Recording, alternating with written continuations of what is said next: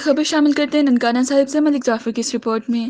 ننکانہ صاحب سماجی تنظیم ساؤتھ ایشیا پارٹنرشپ پاکستان کے پروگرام جذبہ کے تحت سیاسی تعلیم اور موبلائزیشن برائے خواتین لیڈرز کے عنوان سے 2 روزہ تربیتی نشست کا اہتمام کیا گیا۔ مقامی ہوٹل میں ہونے والی تربیتی نشست میں معروف سماجی کارکنان ذکیہ رانی اور شبانہ کوثر سمیت خواتین لیڈرز کی بڑی تعداد نے شرکت کی۔ سماجی تنظیم کی ڈسٹرکٹ کوآرڈینیٹر رائے روبینہ آصف کھرڑ نے شرکاء کو خواتین کی سیاست میں عملی شمولیت اور ووٹ کی اہمیت کے بارے میں بتایا۔ انہوں نے کہا کہ خواتین معاشرے کا اہم ترین حصہ ہیں۔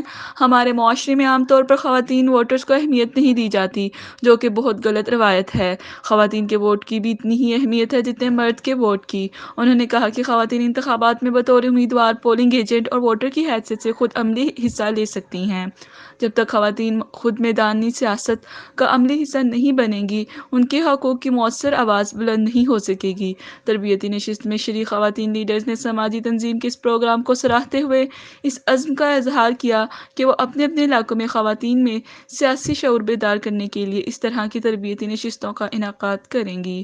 تربیتی نشست کے اختتام پر خواتین کے بطور voters, polling officer, polling agent اور ووٹرز کی حیثیت سے شرکت کی فرضی مشق بھی کی گئی۔